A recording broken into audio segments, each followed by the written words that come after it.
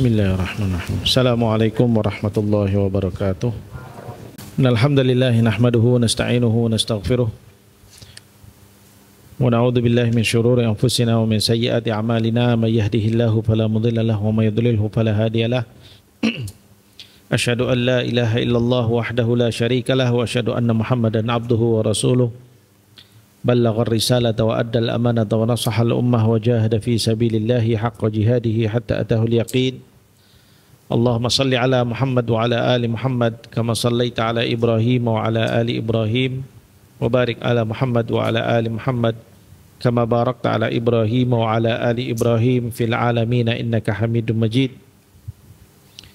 Rabbi shrah li sadri wa yassir li amri wahlul 'uqdatam min lisani yafqahu qawli. Rabbana atina fid dunya hasanah wa fil akhirati hasanah wa qina adzabannar. Allahumma 'allimna bima yanfa'una wanfa'na bima 'allamtana warhamna innaka anta arhamur rahimin. Allahumma arinal haqqa haqqan warzuqna ittiba'ah wa arinal batila batila warzuqna ijtinabah.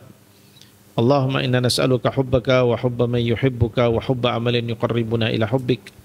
Allahumma ij'al hubbaka ahabbu ilayna minal ma'il baridi 'inda adh-dhama'. Amin ya rabbal alamin. Amma ba'd. Alhamdulillah, anak-anak sekalian, pertama kita bersyukur pada Allah Subhanahu wa taala di mana pada siang hari ini Allah Subhanahu wa taala memberikan taufiknya pada kita untuk bisa bermajlis dalam rangka untuk meneruskan pembacaan kita dari kitab Syama'il Muhammadiyah yang ditulis oleh Al-Imam At-Tirmidzi rahimahullah, di mana beliau meriwayatkan di sini hadis-hadis dan riwayat-riwayat yang menceritakan tentang Rasulullah Shallallahu Alaihi Wasallam, akhlaknya, perilakunya, ya, hayahnya, ya, dan berbagai hal seputar Rasulullah Shallallahu Alaihi Wasallam. Dan kita mempelajari ini dalam rangka supaya kita bisa menjadikan atau kita semakin mengenal Rasulullah Shallallahu Alaihi Wasallam. Lalu kalau sudah mengenal Rasulullah, diapakan? Rasulullah dijadikan sebagai panutan, ya, dijadikan sebagai idola dan panutan buat kita. Kita jadikan sebagai sumber uswah, ya, yakni nata'assa bi Rasulillah sallallahu alaihi wasallam, ya, nata'assa bi Rasulillah sallallahu alaihi wasallam. At-ta'assi huwa madza al-ittiba'. Al-ta'assi yani al-ittiba' asy-syadid. Ada bermakna ta'assi. Yani laisa ittiba' ya mujarrad, ya, bukan hanya sekadar ittiba' biasa, tetapi ta'assi itu lebih dalam dari sekadar mengikut, ya. Jadi betul-betul menjadikan sebagai idola apapun yang ada pada beliau, betul-betul kita jadikan sebagai pegangan kita. Dan sungguh itu adalah satu-satunya cara untuk kita selamat ketika kita hidup di dunia ini, ya, menjadikan Rasulullah Sallallahu Alaihi Wasallam sebagai idola kita di dalam hidup kita. Pertama, bahwa hidup di zaman seperti sekarang ini, ya, ini khususnya buat antum-antum yang masih muda-muda ini, ada banyak sekali tawaran-tawaran idola, ya enggak? Ada Korea, ya, ada binatang-binatang film apalagi nanti itu, ya, yang buka-buka aurat, ya. Kemudian nanti mereka dengan gaya-gaya pakaiannya, gaya rambutnya, bahkan gaya hidupnya, ya, mereka menawarkan cara hidup dan gaya mereka. Maka orang-orang yang lemah imannya, yang tidak punya iman yang kuat pada la ilaha illallah dan tidak punya iman yang kuat pada Muhammadun Rasulullah, akan mudah terbawa, ya, karena orang-orang yang imannya itu lemah, maka humum yang ada di dalam hatinya itu hanya dunia. Dia nggak nyampe pada urusan bahwasanya mahia haqiqatu hayatina. Apa hakikatnya kehidupan kita ini? Dia nggak nyampe bicara bahwasanya oh nanti setelah mati itu ada kehidupan dan di sana nanti di sana kita akan dimintai pertanggungjawaban terhadap seluruh apa yang kita lakukan selama hidup kita.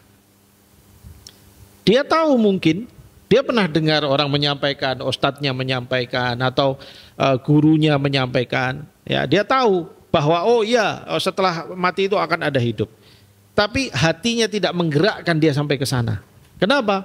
Li dha'fil iman. Ya. Wa idza dha'ufal iman maridul qalb. Ya, apabila iman itu melemah, hati akan hidup tapi sakit. Wa idza dha'al iman matal qalb. Apabila imannya semakin tipis dan habis, maka hati itu akan mati. Makanya Al-Imam Ibnu Qayyim ya di dalam Ighatsatul Lahfan, dalam kitab Madarijus Salikin juga ya, beliau menyampaikan ya tentang bagaimana kondisi hati ya manusia itu. Hati manusia itu kondisinya kata beliau ada 3. Satu, kondisinya dia akan hidup dalam keadaan sehat. Hati yang sehat, hidup dan sehat, inilah adalah hati yang selamat, atau dalam Al-Quran disebutnya dengan qalbun salim. Ya, yauma la yanfa'u malun wala banun illa man atallaha biqalbin salim. Ya, hari di mana tidak ada manfaatnya harta maupun anak-anak ya, kecuali orang yang datang menghadap Allah Subhanahu wa taala dengan membawa hati yang selamat. Limada Allah Subhanahu wa taala kenapa di dalam ayat tersebut menyebutkan orang yang selamat di akhirat itu nanti yang membawa hati yang selamat? Karena hati yang selamat itulah yang nanti akan menjadikan manusia itu hidupnya juga akan baik. Rasulullah Shallallahu alaihi wasallam ya di dalam hadisnya menyebutkan apa? Ala inna fil jasadi mudghah idza salahat salahal jasadu kulluh wa idza fasadat fasadal jasadu kulluh. Ala wa huwal qalb. Ya. Ada di dalam tubuh manusia ini, kata Rasulullah SAW, ada mudghah. Mudghah itu kalau diterjemahkan bahasa kita segumpal darah. Ya, segumpal darah. Kenapa? Karena ya banyak tafsiran ulama seputar masalah ini. Ada yang mengatakan ya karena bentuk hati itu kan seperti darah, seperti gumpal, darah yang menggumpal. Ada yang mengatakan oh enggak, itu maknanya adalah jantung dan sebagainya. Itu ada pendapat berbeda macam-macam lah. Tapi intinya itu yang dimaksud oleh Rasulullah SAW. Ya. Ada segumpal darah, idza sholahat, kalau dia baik, ya. Sholahat itu artinya hayyun, salihun, ya, wa sahihun, ya begitu. Dia hidup dan dia salihun, dia baik dan dia sehat, hidup dalam keadaan sehat. Maka itulah disebut dengan hati yang sholahat. Idza sholahat sholahal jasadu kulluh. Kalau dia baik, maka baiklah seluruh anggota badannya. Wa idza fasadat, apabila dia rusak, maka rusaklah seluruh anggota badannya. Ya, ala wahil qalb. Itu adalah hati, kata Rasulullah SAW. Jadi benar Allah Subhanahu wa taala ketika menyebutkan demikian. Nah, sekarang pertanyaannya bagaimana orang yang hidup sedangkan hatinya juga hidup dan dalam keadaan sehat? Orang yang hidup yang hatinya hidup dan hatinya hidup dalam keadaan sehat itu, kata Ibnu Qayyim, adalah orang yang memenuhi hatinya itu dengan keimanan yang mantap, yang kuat, yang kokoh, yang tebal. Orang yang di dalam hatinya itu ada keimanan. Iman pada Allah, iman pada Rasul, dan seluruh yang perlu diimani itu. Dengan kuat, dengan kokoh. Dan iman di dalam diri seseorang itu tidak ada penguat keimanan kecuali apa? Ilmu. Makanya kenapa Allah Subhanahu wa taala menyebutkan tentang para ulama itu dengan menyebut mereka apa? Innama yakhsyallaha min ibadihil ulama. Ya. Sesungguhnya yang memiliki khasyah sama Allah Subhanahu wa taala. Apa makna khasyah? Al-khasyah nani al-khaufu ma'at ta'ah. Al-khaufu ala syai'in ma'at ta'atihi. Hadha huwal khasyah. Yani rasa takut gerun pada sesuatu ya, sehingga membawa dia taat dan tunduk padanya. Ada rasa takut dan tunduk. Nah, Allah katakan innama yakhsyallah. Sesungguhnya yang khasyah pada Allah Subhanahu wa taala itu adalah apa? Hamba-hamba yang berilmu. Ilmu apa? Ilmu tentang ma'rifatullah. Makanya Allah Subhanahu wa taala merintahkan kita beriman itu harus dibangun di atas ilmu. Fa'lam annahu la ilaha illallah tsumma astaghfir lidzambik. Ya. Jadi makanya kita belajar begini, kita mengenal Allah. Ya, di dalam ilmu-ilmu akidah yang kita pelajari, baik dari asatid, kelas dan sebagainya yang untuk pelajari itu dalam rangka untuk mengenal Allah yang akan menjadi ilmu supaya menguatkan keimanan. Nah, itu niat belajarnya juga ke sana. Ya, jangan sampai niat belajar akidah hanya sekadar pokoknya saya belajar nanti dapat nilai sekian yang penting saya lulus ujian, saya lulus dari sini di wisuda selesai pulang sudah. Apa orang kayak gitu nggak punya cita-cita? Ya, dan itu adalah bentuk kebodohan dari dalam diri seseorang. Limadha li'annal kayyisu man amila lima ba'dal mauti. Ya, orang yang cerdas adalah orang yang beramal untuk setelah matinya. Mindsetnya berpikir selalu nanti untuk setelah mati saya ini apa? Saya masih hidup, apa yang bisa saya gunakan dalam hidup saya ini untuk sesuatu yang akan aku bawa setelah mati saya. Itu yang harus ada pada setiap kita. Allah kasih antum belajar, kesempatan belajar. Ya, jadikan kesempatan ini, nggak semua orang loh dapat kesempatan belajar syar'i seperti antum. Ya, nggak semua orang. Orang lain nggak dikasih kesempatan ini. Nah, ketika antum yang dikasih kesempatan ini, maka gimana caranya kesempatan ini dijadikan sebagai sarana untuk kemenangan akhirat? Maka dipelajari, ikhlas dalam belajarnya, niatnya betul-betul mencari ridha Allah, sungguh-sungguh dalam belajarnya. Ya, jangan banyak bermain, jangan banyak apa, maksimalkan. Ya, ilmunya untuk apa nanti? Ya untuk menguatkan iman. Tujuannya untuk ke sana, untuk menguatkan iman untuk apa? Ya untuk membawa hati kita menjadi qalbun salim. Ya, supaya hidup hatinya. Lalu untuk kalau qalbun salim biar apa? Biar nanti di hadapan Allah Subhanahu wa taala kita selamat. Ya, seperti itu. Nah, begitu juga soal dengan iman kepada Rasulullah sallallahu alaihi wasallam sama. Ya, pada bagian kedua dari syahadat kita Muhammadur Rasulullah. Ya, bagaimana kita mau kuat iman kita pada Rasulullah SAW? Bagaimana kita mau untuk menjadikan beliau sebagai uswah kita kalau kita tidak pernah mengenal Rasulullah SAW? Ya, orang nggak kenal dia nggak akan tahu bagaimana Rasulullah. Bahkan apalagi di zaman sekarang tadi yang Ustadz sebutkan. Sekarang ini macam-macam idola. Ya, semua konsep hidup ya. Ada konsep hidupnya orang Islam, ada konsep hidupnya orang kafir non-Islam, ada konsep hidupnya orang kafir ateis, tahu ateis ya, yang nggak percaya Tuhan dan sebagainya. Ada konsep hidupnya orang yang suka nyembah batu-batuan, ya, orang pagan dan sebagainya, dengan gaya hidupnya masing-masing, macam-macam menawarkan. Tapi yang kita lihat saat ini yang paling laku yang mana? Yang paling melayani syahwat dan hawa nafsu. Gaya hidup yang paling melayani syahwat dan hawa nafsu. Sedangkan orang yang yattabi'ul hawa, mengikuti hawa nafsunya, pasti dia akan hancur. Ya. Orang yang selalu mengikuti hawa nafsunya, syahwat dan hawa nafsunya, maka dia akan hancur.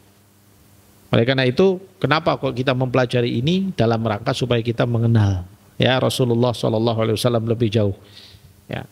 Nah, orang yang punya iman kuat ya terhadap Rasulullah SAW, pasti dia akan punya perhatian.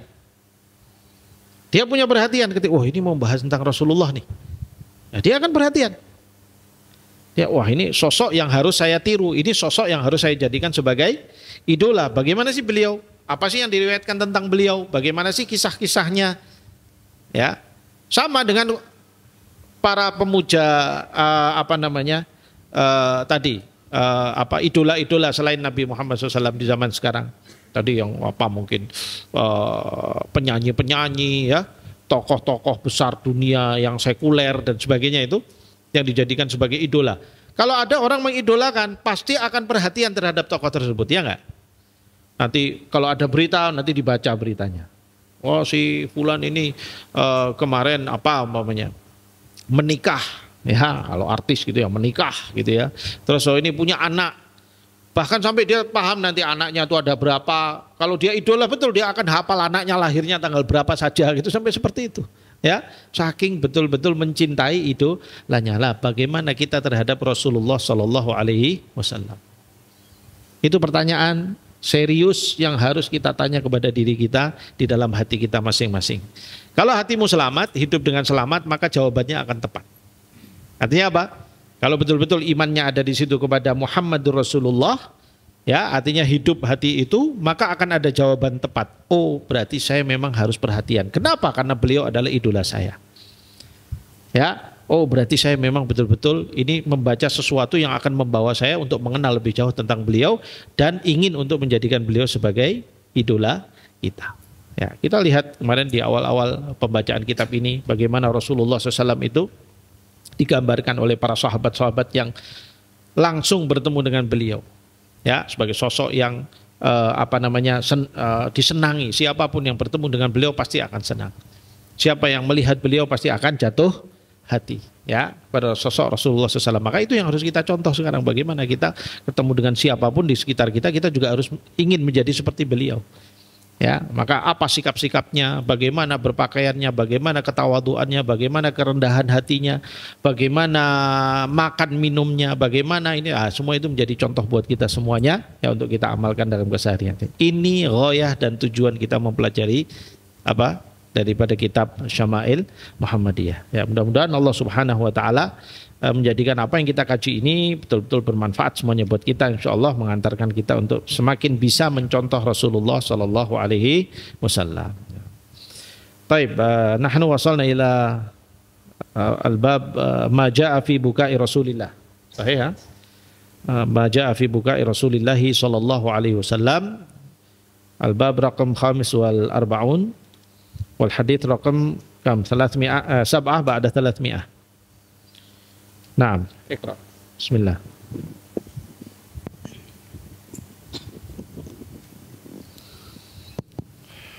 Bismillahirrahmanirrahim. Alhamdulillahi rabbil alamin wa bihi nasta'in ala umurid dunya waddin.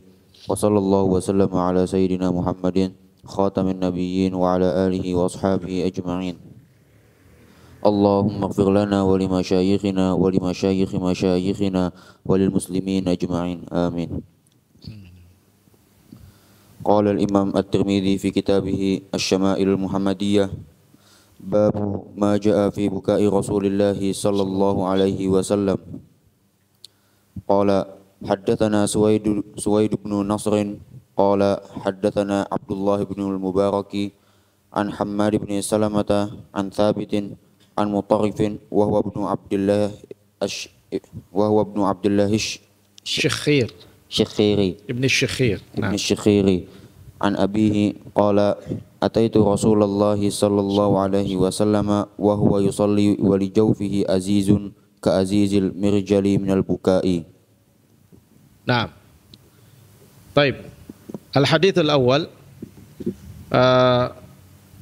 huna yaqul ataitu Rasulullah sallallahu alaihi wasallam wa huwa yusalli wa li jawfihi azizun ka azizil mirjal minal bukai. Suatu hari ya aku mendatangi Rasulullah sallallahu alaihi wasallam sedangkan beliau sedang sholat. Ya, beliau datang menemui Rasulullah atau bertemu dengan Rasulullah SAW sedang kondisinya beliau sedang sholat. Wa li jawfihi azizun ka azizil mirjal. Dan di dalam dadanya itu terdengar suara gemuruh. Aziz yakni gemuruh. Ya, suara seperti apa istilahnya? Ya gemuruh ya. Ka azizil mirjal, seperti gemuruhnya suara air di dalam ceret. Jadi air yang di apa namanya? Air yang mendidih di dalam ceret yang sedang dimasak itu. Jadi suaranya gimana itu? Ketika dia mau masak itu ya, suaranya ada gemuruh gitu. Ya, intinya apa? Ini adalah suara beliau menggambarkan bagaimana Rasulullah SAW yabki ya. Ka azizil mirjali minal buka. Ya. Karena yabki. Rasulullah SAW menangis. Artinya ketika Rasulullah sholat itu Rasulullah menangis. Suaranya sampai terdengar ya seperti suara air yang menggelegak di dalam ceret. Ya. Nah, ini penggambaran saja. Intinya suara orang menangis ya kita semua sudah tahu bagaimana suara orang menangis apabila dia terseduh-seduh. Ya ini menggambarkan bagaimana kekhusyuan Rasulullah SAW ketika melaksanakan sholat. Ya. Sholat, syabab, sholat kita bisa menangis ya di dalam sholat itu nikmat sekali. Ya, apalagi kalau menangisnya kita itu betul-betul karena kita memahami apa yang kita baca. Apalagi paling nikmatnya adalah ketika dalam keadaan qiyamul lail. Tidak ada sholat yang lebih nikmat dari qiyamul lail. Ya, antum bangun tidur dalam keadaan segar, ya waktunya udaranya juga segar. Lalu kemudian menghadap Allah Subhanahu wa taala, membaca dengan bacaan yang tenang, waktunya longgar, ya. Kemudian kita membaca ayat-ayat Allah Subhanahu wa taala lalu memahami makna-maknanya. Makanya di sini pentingnya kita memahami ayat-ayat Allah Subhanahu wa taala. Ya, ketika memahami ayat itu kita belajar tafsir, kita belajar makna-makna daripada ayat Allah, mentadaburinya dengan dalam. Nanti ketika sholat itu terasa nikmat. Makanya kemarin kita baca riwayat Rasulullah SAW, satu rakaat bacanya apa? Al-Baqarah, disambung dengan Ali Imran, disambung dengan apa? An-Nisa. Satu rakaat, dan beliau menikmati itu. Ya, menikmati itu. Nah, coba bagaimana kita? Jauh sekali. Ya, kita mungkin baru baca satu halaman, dua halaman sudah terasa capek. Kenapa? Karena tidak bisa menikmati bacaan apa yang kita baca, sehingga kita tidak terbawa dengan nuansa sholat tersebut, dengan bacaan-bacaannya. Kita nggak terbawa ke sana. Dan rugilah orang yang kemudian kalau dia seorang yang hafidhul Quran, ya sudah punya Quran, tapi dia nggak paham apa yang dia hafalkan. Ya, apalagi kemana-mana dia bawa Quran dan sebagainya, tapi dia nggak paham dan tidak mau paham dengan apa yang dia bawa, tidak berusaha untuk memahaminya. Apalagi kalau kemudian dia hafidhul Quran, tapi dia tidak mengamalkan isinya. Apa Allah bilang? Kamathalil himari yahmilu asfarah. Ya, seperti himar yang membawa kitab-kitab. Asfarah, yakni barang-barang kitab-kitab. Dia nggak tahu ini apa yang dia bawa ini berharga atau nggak berharga, dia nggak peduli. Dan dia tidak mau tahu. Pokoknya yang tahu, dia tahu tuannya naruh di atas punggungnya, dia harus bawa ke tempat sana, ke pasar, ya dia bawa ke pasar, sudah selesai. Nah, itu kalau orang belajar punya Quran, punya apa dan sebagainya, tapi tidak mau ngamalkan dan kemudian tidak mau mempelajari lebih mendalam, ya seperti itu. Naudzubillah min dzalik. Ya, apalagi ini ya sebagian antum ini yang Allah Subhanahu wa taala sudah berikan rezeki hafidhul Quran. Itu satu tahapan yang sudah penting sekali, satu tahapan yang jauh sekali. Ya, kata Umar bin Khattab, laqad wadaha lakumut tariq. Ya. Wahai para hamalatul Quran, wahai para hafidhul Quran, telah jelas jalan di hadapan kalian. Nah, tinggal kamu jalani atau tidak. Di depan kamu ada, di depan kamu semuanya. Nah, apa syukurnya di antaranya? Ya menggunakannya untuk kegiatan ibadah. Ya, makanya kalau seorang hafizul Quran kok kemudian enggak qiyamul lail itu sebenarnya aib. Ya pantas. Ya bagaimana? Mau mensyukuri Qurannya, bagaimana mau menikmati Qurannya? Ya, maka diupayakan terus. Ya, tidak usah nunggu dibanguni ustadznya, tidak usah bergerak sendiri. Azam yang ada di dalam hati itu, azam yang ada di dalam hati itu untuk menggerakkan dirinya untuk kemudian bangun pada waktunya. Kecintaannya sama Allah, kerinduannya untuk membaca ayat-ayat Allah itu akan menggerakkan dia. Jangan kalah sama orang bangun jam 2 malam mau nonton bola. Ya kan? Ada orang-orang awam, mereka bisa bangun jam 2 malam, jam 1 malam, ya hanya untuk nonton bola. Padahal nonton bola itu apa? Cuma nonton ngeliati orang nendang, bola dikejar, ditendang, dikejar lagi, ya dikendang, dijauhkan, dikejar lagi, terus masukkan gol. Wah, ikut senang teriak-teriak. Ngapain? Oh, kamu dapat hadiah juga enggak? Kamu juga enggak? Ngapain gitu? Ya, ini sesuatu yang enggak ada manfaatnya. Mending kalau kamu yang main bola, kamu olahraga.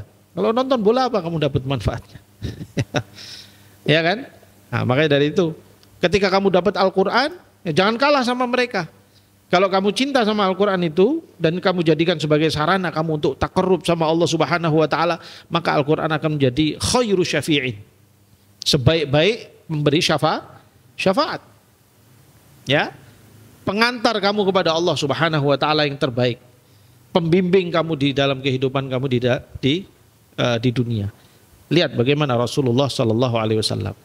Nah, coba diupayakan gimana caranya sholat bisa menikmati bacaannya sampai sebagaimana Rasulullah Sallallahu Alaihi Wasallam melakukan itu. Ya, jadi Rasulullah kalau sholat sampai menangis, Rasulullah SAW menikmati betul bacaan tersebut dan betul-betul masuk ke dalam hatinya. Itu nanti hatinya itu akan menjadi bersih, jernih, ya, jauh dari segala keburukan-keburukannya karena dipenuhi dengan tadabbur dalam Al-Quran. Ya, Insyaallah. Nah, mustamir.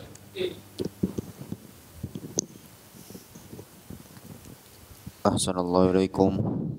Qala haddatsana Mahmud bin Ghailan qala haddatsana Muawiyah bin Hisham qala haddatsana Sufyanu an al-A'mash an Ibrahim an Ubaidah an Abdullah bin Mas'ud qala qala li Rasulullah sallallahu alaihi wasallam iqra alayya faqultu ya Rasulullah aqra'u alayka wa alayka unzila qala inni uhibbu an asma'ahu min ghairi faqara'tu suratan nisa'i hatta balagtu وجئنا بك على هؤلاء شهيدا قال فرأيت عيني رسول الله صلى الله عليه وسلم تهملان.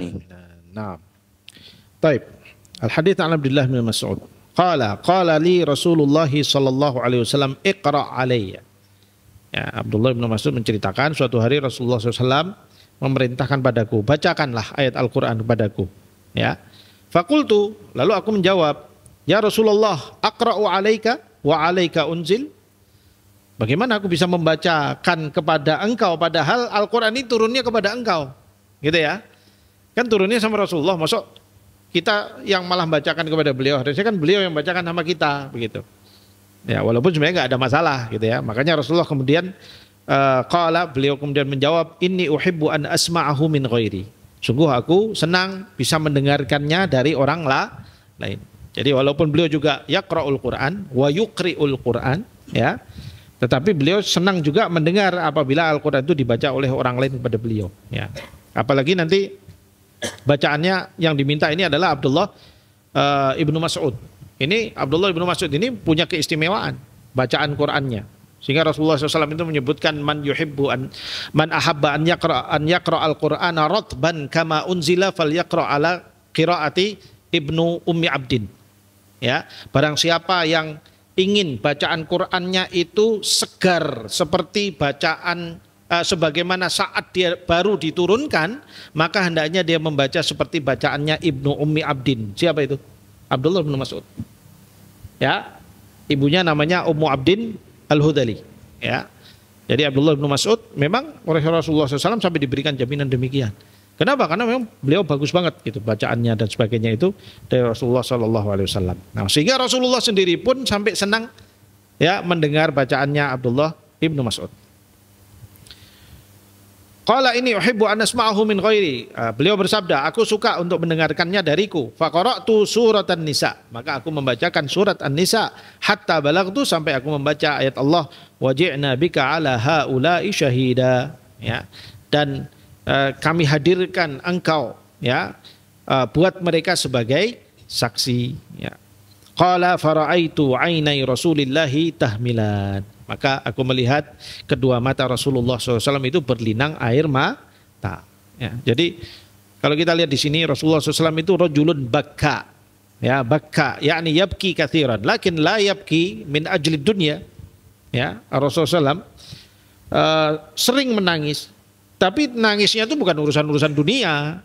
Ya, nangis apa nggak kebagian makanan atau nangis apa putus cinta sama wanita atau naudzubillah, ya nggak ada seperti itu. Ya, nangisnya apa? Urusan-urusan yang betul-betul menjadi hadaf dari kehidupan kita, ya, tujuan dari kehidupan kita. Tujuan kehidupan kita adalah al-akhirah.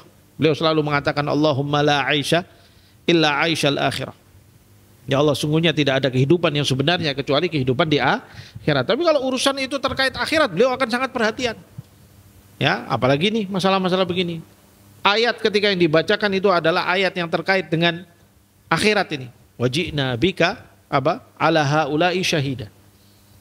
Dan kami akan hadirkan ya engkau ya buat mereka sebagai saksi. Ini kan kondisi ketika Allah Subhanahu wa taala menceritakan tentang yaumul hisab. Ya, di mana para nabi-nabi dan rasul semua dihadirkan sebagai saksi bahwasanya mereka sudah menyampaikan apa? Pesan dari Allah, sudah menyampaikan ajaran dari Allah.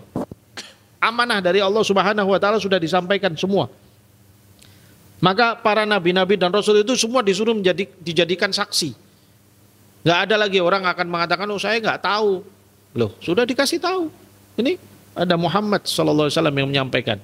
Ini ada Isa alaihissalam yang menyampaikan. Ini ada Musa alaihissalam. Ini ada Ibrahim. Ini ada para nabi-nabi semuanya dijadikan sebagai saksi. Dan termasuk Rasulullah Muhammad SAW. Dan itu jelas mauqif yang sangat berat. Hanya orang yang bertadabbur ayat saja yang bisa merasakan mauqif yang seperti itu. Makanya ketika itu dibacakan oleh orang lain, oleh Abdullah bin Mas'ud pada saat itu, Rasulullah pun menangis. Karena ikut terbawa dengan suasana ayat yang dibacakan itu. Ya. Makanya penting belajar Quran itu juga mempelajari tadabburnya. Ya, jangan jadi seperti ada sebagian orang itu dia hafidhul Quran, katanya ada hafidhul Quran atau hafidhah Al-Quran, ya, tapi nggak bisa mentadaburinya, malah merasa menyesal pernah hafidhul Quran. Ada nih sekarang lagi rame di dunia dunia maya gitu ya, tentang ada seorang alumni pesantren perempuan, ya, katanya hafidhah, pernah jadi hafidhah Al-Quran. Pernah jadi bekas hafidhah Al-Quran. Sekarang sudah gak pakai jilbab, sudah kalau bicara isinya ngelek-ngelek Islam, nyerang Islam dari sana sini. Nah, di antara yang disebutkan, saya nyesel pernah hafal Quran. Lah ngapain kamu ngapalin dulu? Padahal bapaknya hafidhul Quran, ibunya hafidhah Al-Quran. Lihat nih, hati-hati. Ini pelajaran besar nih orang ini. Ya Ustaz gak mau nyebut namanya, gak baik. Ya. Tapi sekarang lagi rame di media sosial, ya, di kalangan kaum muslimin di Indonesia. Ya, karena dia bikin channel di YouTube lalu isinya itu ngelek-ngelek Islam begitu. Padahal dia hafidhah Al-Quran, ngakunya hafidhah Al-Quran. Ya, walaupun ketika dites kemarin oleh salah seorang tokoh aktivis dakwah, dites temuannya tampaknya memang dia pernah hafidhah Al-Quran. Walaupun ketika dites ya banyak salahnya gitu ya, plegak-pleguk, wallahu alam, dia nggak pernah murojaah mungkin, ya. Nah, tapi yang kita lihat bagaimana seorang sudah hafidhul Quran atau hafidhah Al-Quran kok malah menjadi orang yang ingkar, menjadi orang yang paling ingkar terhadap Islam. Orang yang paling ingkar terhadap Allah Subhanahu wa taala. Itu menunjukkan betapa dia gagal untuk mentadaburi ayat Allah Subhanahu wa taala. Ya. Buat apa kalau kemudian hafidhah Al-Quran atau hafidh Quran tapi nggak paham isinya? Nah, ini yang harus hati-hati.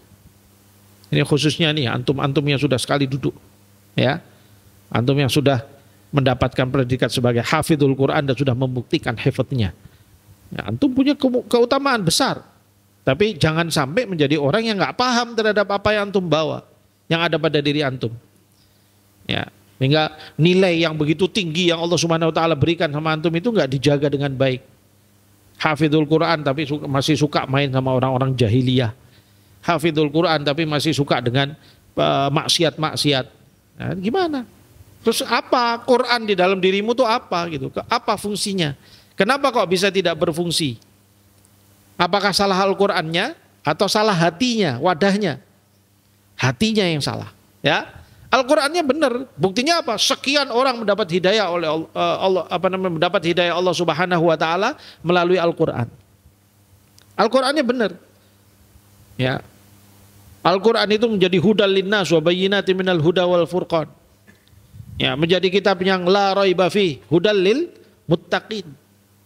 Betul Al-Qurannya, tapi karena hatinya yang garing dari nilai-nilai iman itu akhirnya Al-Quran tidak bisa memberikan cahaya kepada hatinya. Kenapa? Karena dia sendiri yang menutupinya. Naudzubillah min dzalik. Rugi, orang-orang seperti itu rugi sekali. Ya. Berawal dari apa? Berawal dari tidak mau membiasakan dirinya dengan mentadaburi ayat-ayat Al-Quran. Jadi lebih baik orang kalau sudah hafidhul Quran itu ya sudah menyibukkan diri untuk mentadaburi ayat-ayat Al-Quran. Sibukkan dirimu di situ.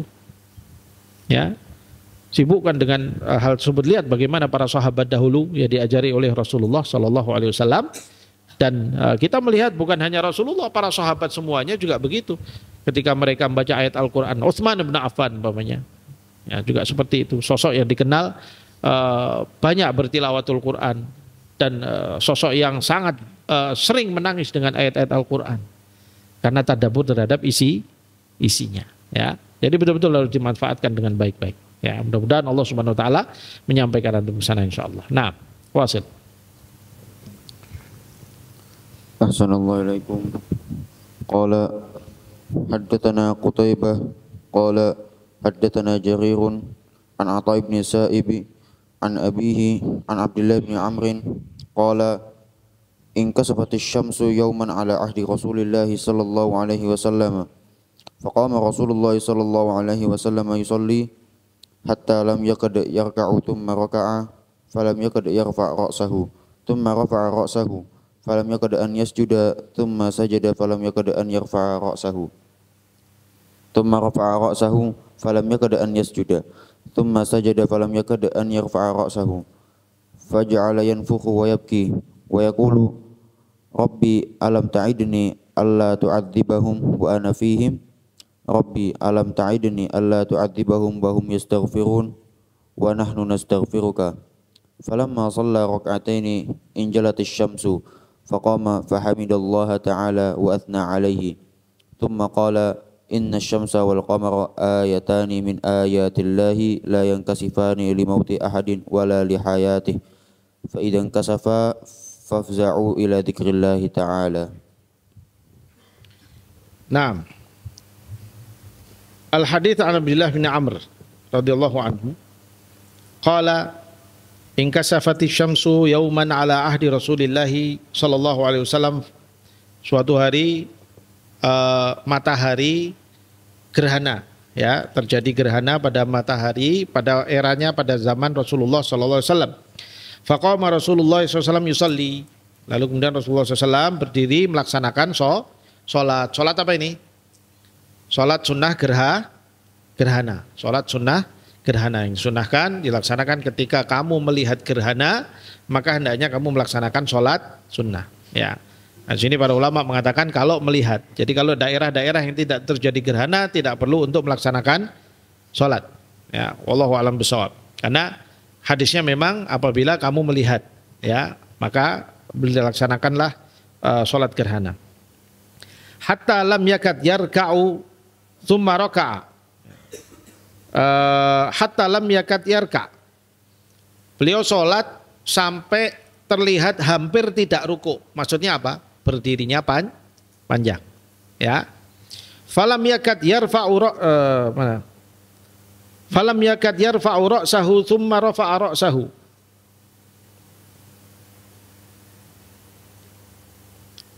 Sini seperti ada yang kurang, ya. Jadi di sini menggambarkan panjangnya berdiri lalu kemudian beliau itu rukuk, ya, maksudnya begitu.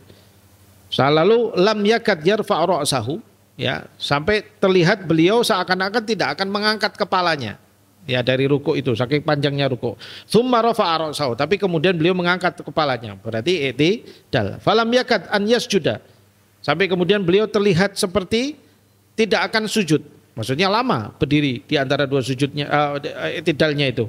Tsumma sajada, kemudian beliau sujud.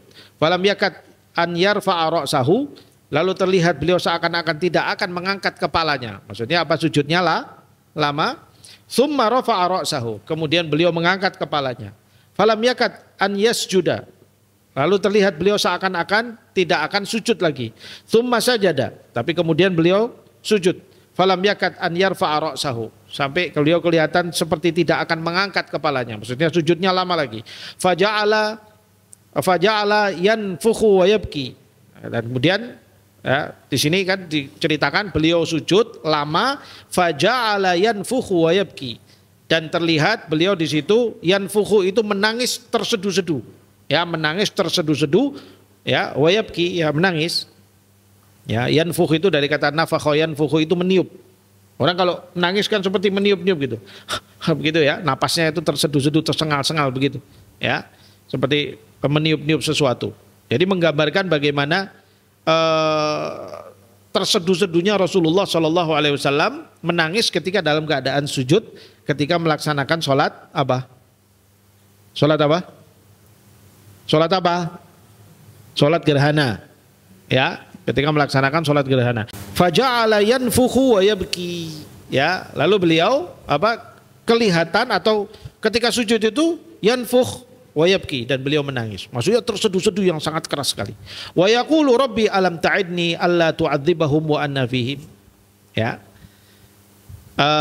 Dan beliau ketika dalam sujud itu terdengar oleh sahabat apa yang beliau ucapkan. Rabbi alam ta'idni alla tu'adzibahum wa anna fihim. Ya Allah, bukankah engkau telah menjanjikan kepadaku agar engkau tidak mengadab mereka, ya, engkau tidak mengadab mereka, wa anna fihim, sedangkan aku masih berada bersama dengan mereka, ya. Jadi ini yang membuat beliau menangis. Apa? Memikirkan kondisi umatnya. Padahal pada peristiwa ini apa yang terjadi? Pada peristiwa ketika terjadi gerhana itu, gerhana matahari itu, di hari yang sama Rasulullah kehilangan putranya Ibrahim. Ya, coba perhatikan bagaimana Rasulullah itu. Ya, urusan anak, betul, beliau mencintai anak-anaknya, apalagi anak laki-laki, ya, karena sebagai penerus keturunannya beliau. Lalu tiba-tiba diambil oleh Allah Subhanahu wa taala. Tapi lalu kemudian beliau sholat, menangis. Bukan masalah kehilangan anak ternyata nangisnya. Ternyata memikirkan umatnya. Rasulullah SAW memikirkan umatnya, dan itu terlihat dari apa yang beliau ucapkan. Rabbi alam ta'idni alla tu'adzibahum wa anna fihim.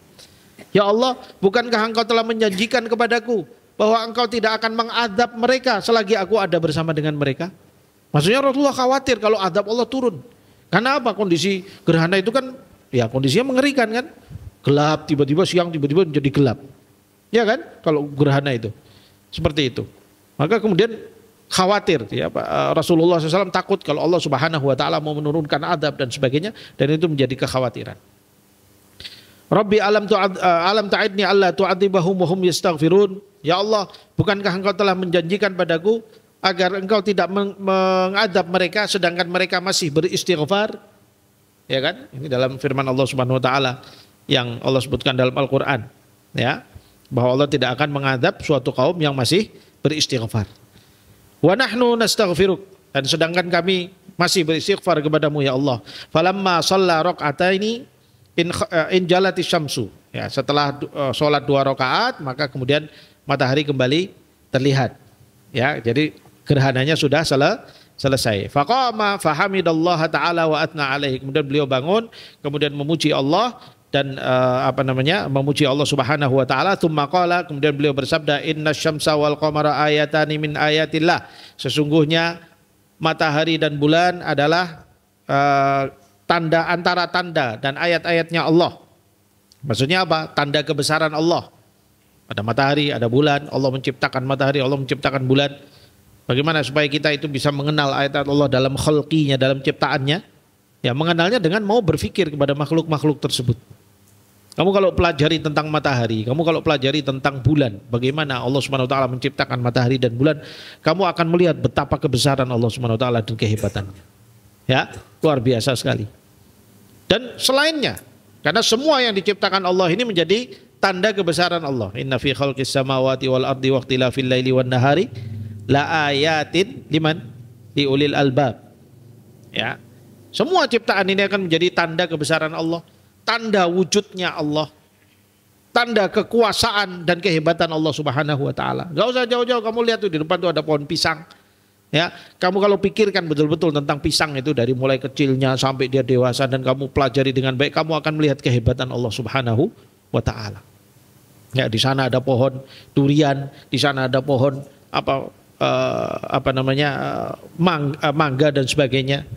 Atau kamu nggak usah lihat jauh-jauh, itu gunung yang ada di sini terbentak, yang di depan kita ini.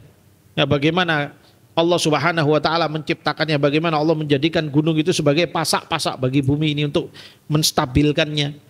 Nah, itu semua dari mana? Kalau kamu tidak berpikir untuk kebesaran tersebut, kamu nggak akan bisa menjadikan itu sebagai tanda kebesaran Allah Subhanahu wa taala. Makanya konsep belajar yang terbaik tentang ilmu alam itu harus dikaitkan dengan penciptaan Allah Subhanahu wa taala. Jadi kalau kamu belajar ilmu alam, itu harusnya menjadi sarana untuk semakin khasyah sama Allah Subhanahu wa taala. Bukan hanya dipelajari ilmu rutinitasnya, evolusi perkembangan alam dan sebagainya begitu saja, bukan. Oh, ini hujan karena ada matahari, kemudian airnya menguap, kemudian ngumpul di awan, kemudian berat dia turun lagi gini. Lupa Allah Subhanahu, siapa yang menggerakkan mataharinya, siapa yang menggerakkan airnya, siapa yang menciptakan airnya, air ini dari mana, kemudian jadi uap itu bagaimana prosesnya, apakah jadi sendiri atau ada yang menggerakkannya atau sendiri. Gak mungkin alam semesta ini bergerak dengan sendiri, ya kan? Gak mungkin. Ketika berpikir itu, nanti kamu akan kenal Allah Subhanahu wa taala. Nah, makanya di sini Rasulullah juga mengingatkan itu. Ya, ketika ada peristiwa gerhana, Rasulullah mengingatkan bahwasanya matahari dan bulan itu adalah ciptaan Allah dan menjadi petunjuk ataupun menjadi bukti kebesaran Allah Subhanahu wa taala. La yankasifani li mauti ahadin wala li hayatihi. Keduanya tidak gerhana, ya, keduanya tidak gerhana hanya karena kematian seseorang atau karena hidupnya seseorang. Kenapa kok tiba-tiba Rasulullah bilang gitu? Karena pada saat itu, pada hari itu putranya meninggal. Ini untuk menghilangkan syubhat syaitan yang akan memasukkan, ya. Coba kalau saat itu Rasulullah nggak bersabda seperti ini, ya, orang akan menganggap bahwasanya wah, kematian anaknya Rasulullah menjadikan matahari pun ikut bersedih. Ya, pada hari itu terjadi apa? Gerhana, jadi menjadi gelap dan sebagainya, ya kan? Makanya Rasulullah langsung selamatkan akidah umatnya. Jangan sampai kemudian mengaitkan alam semesta ini dengan orang, dengan makhluknya. Nggak ada kaitan. Ini ada bintang bintang terbang, ada bintang apa lagi, lalu kemudian dikait-kaitkan, wow, karena di sini ada wali fulan, di situ ada orang hebat ini, itu ada orang hebat. Syirik semua itu.